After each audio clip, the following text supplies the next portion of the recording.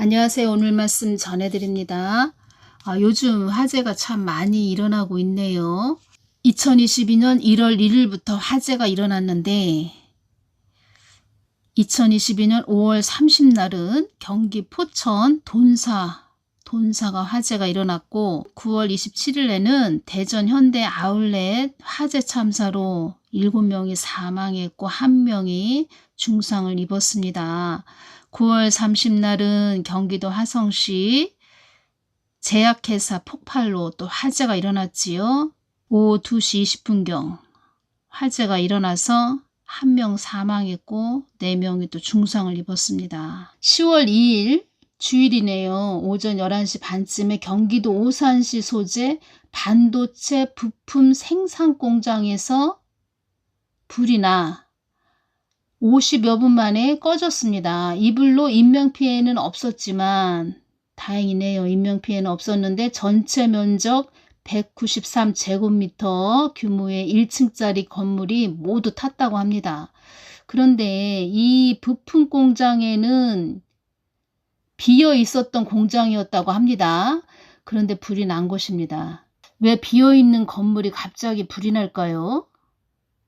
산업시설도 노후화된 기계의 원인 그런 부분도 있겠지요. 전선이 노후화됐거나 그런 부분이 있는 부분도 있겠지만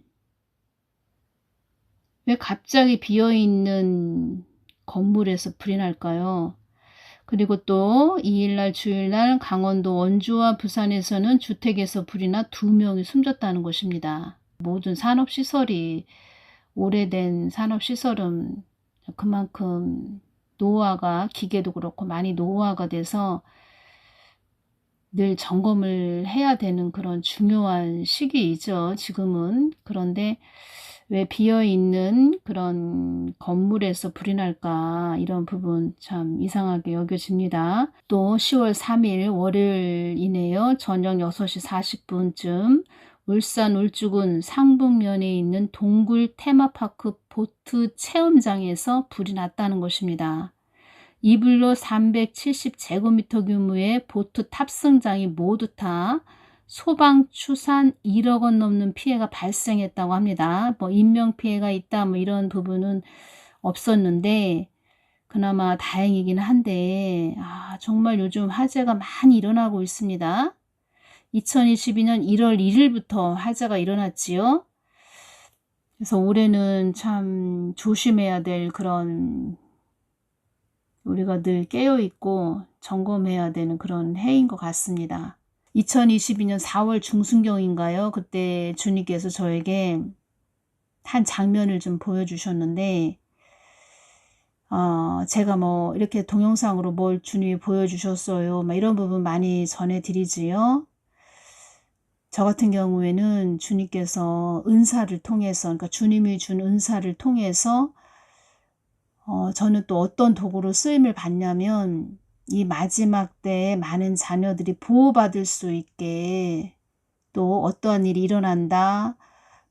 앞으로 또 저 같은 경우에는 또 많은 자들의 그런 길을 알려주는 그런 자로 사용하는 흐릿한 창문을 흐릿한 창문 그런 유리창을 깨끗하게 닦아주는 그런 자라고 할까요? 그래서 주님께서 은사를 통해서 내가 준 은사를 통해서 내가 많은 자녀들에게 너는 내가 보여주고 말해준 것을 전해야 돼 이렇게 말씀을 해주셨다는 것입니다. 그래서 제가 주님이 이렇게 보여주셨어요 이렇게 말씀을 드리는 것에 대해서 여러분들이 뭐야 맨마다 뭘 봤다고 얘기해 이렇게 또 거부 반응을 일으키시는 분들도 계실 테지만 저는 주님이 주신 것을 충실하게 알려드리는 것입니다.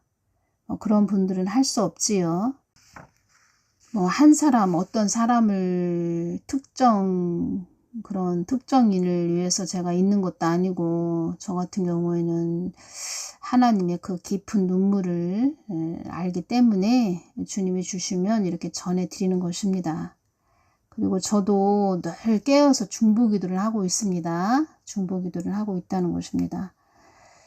많은 산업시설이 지금 노후화된 상태이기 때문에 늘 사전에 점검을 해서 이런 화재 또 어떤 사고에 대해서 미연에 방지하시는 그런 사업장이 또 되시기를 바라고, 또 개인들 삶도 늘 평안하시고 또 안전하시기를 바라는 마음입니다. 저 같은 경우에는. 그래서 이러한 부분이 또 있기 때문에 전해드립니다. 이 부분에서 제가 좀 연결이 됐습니다. 그래서 이 부분 전해드리겠습니다. 악의 세력들이 이 한국 땅을 집어삼키기 위해 발악들을 하는구나. 2021년 11월 30날 이 말씀을 해주셨습니다. 그들도 그들의 목적을 이루기 위해서 수단과 방법을 가리지 않는 것이다. 어둠의 건세들이 한국 땅이 자기들 것이라고 그들끼리 희낙낙한다는 것을 너희들이 잊어서는 안 된다. 한국 땅이 많이 어두워져 있다는 것을 모든 만물들이 알고 있다. 한국 땅에 많은 일이 일어나지 않도록 내가 한국 땅을 잡고 있다는 것을 너희들은 알아야 한다. 이 말씀을 해주실 때 주님께서 보자기로 한국 땅을 싸매어 주시는 것이 보여졌다는 것입니다. 이렇게 싸매어 주시는, 그런 보호해 주시는, 하나님께서 직접 한국 땅을 이렇게 보호해 주신다. 그만큼 그 부분 보여주셨다는 것입니다. 한국 땅이 어두움들의 속삭임이 많다는 것을 너희들이 알아야 한다. 이 어두움들, 제가 굳이 말씀을 안 드려도 아시겠지요? 어두움들의 속삭임이 많다는 것을 너희들이 알아야 한다. 너희들이 아니만을 위해서 가지 말고 나의 뜻을 위해서 가는 자녀들이 되기를 바란다. 한국 교회들이 너희들의 아니만을 위해서만 가지 말고 나의 뜻을 위해서만 가는 교회들이 되기를 바란다. 나의 뜻을 위해 가는 교회들이 된다면 어두움도 거치게 하는 하나님이라는 것을 알아야 한다. 그리고 이 말씀을 해주셨습니다. 한국 땅에 많은 일들이 일어나는 것을 바라는 자들이 있다는 것을 알아야 한다. 불법한 일, 또 어지러운 일들이 많이 일어나는 것을 바라는 자들이 있다는 것을 알아야 한다. 동쪽을 쳐들어가는 듯 하면서 또 상대방을 교란시켜서 실제로는 서쪽을 공격하는 그런 것을 말하는 것입니다. 그러니까 동쪽을 쳐들어가는 듯하면서 적을 교란시켜서 동쪽을 쳐들어가는 듯한 그런 행동을 취한다. 어지러움이 임한다. 그러면 그 동쪽을 지키는데 동쪽을 교란을 시킨다는 것입니다. 동쪽을. 그렇게 하고 나서 실제로는 다른 쪽, 동쪽의 반대 서쪽을 공격한다. 이것이 성동격서입니다. 마음이나 상황 따위를 뒤흔들어 어지럽고 혼란하게 한다. 교란시킨다. 이런 뜻이죠. 지금 어지러운 일이 참 많이 일어나고 있네요. 저도 스스로 느낍니다. 더 깨어서 기도해야 되겠구나. 이 모든 것이 영적 싸움이기 때문에 깨어서 더 기도해야 되겠구나. 어떠한 일이 일어난다 그러면 또 이런 일이 있지요. 하나님이 누구를 통해서 어떤 일을 하시려고 하면 또 엄청난 일들이 그 앞에 막 어지럽게 하는 일, 사단들이 막 정신없게 집중하지 못하게 하는 그런 부분들이 있지요. 그리고 하나님의 뜻을 위해서 가는 그런 자들은 다 귀신이 귀신같이 한다고 막 흔들어 댑니다. 어지럽게 한다는 것입니다. 방해를 한다는 것입니다. 해방을 놓고. 그래서 그런 부분들이 또 한국 땅은 많이 있다는 것입니다. 왜냐하면 한국 땅은 하나님 뜻을 위해서 가야 되는 그런 나라이기 때문에 그러한 부분도 있고, 또 주님께서는 그 악한 자들을 통해서 한국을 정화시키는 그런 일도 있다. 그리고 또 그런 어지럽고 힘든 혼란스러운 일을 통해서 더 하나님 믿는 자들이 더 그 하나님을 바라보게, 그 하나님과 더 하나가 되게 하기 위해서 그렇게 어지럽게 하시고 흔드시는, 어둠들을 통해서 흔드시는 그런 것도 있다, 이렇게 말씀해 주셨는데, 우리 사람은 어떠한 일이 일어날 때 한 가지만 생각합니다. 하나만. 사람은 또 근시안적인 눈을 가진 그런 자들이기 때문에 한 가지만 생각을 하는데, 하나님은 크신 하나님이시기 때문에 한 가지만 가지고 하시는 그런 분이 아니시고 뭐 여러 가지를 하시는 분이십니다. 동쪽에서 소리를 내고 서쪽에서 적을 친다는 뜻, 성동격서. 그리고 지금 10월달이 됐지요. 10월달이 참 중요한 달입니다. 그래서 이번 정말 정신 차려서 더 깨어서 기도해야 됩니다. 10월달은 한국 땅에 많은 일들이 일어나는 것을 바라는 자들, 늘 한국 땅을 주시하면서 바라보는 자, 우월주의에 빠져 있는 자, 또 그를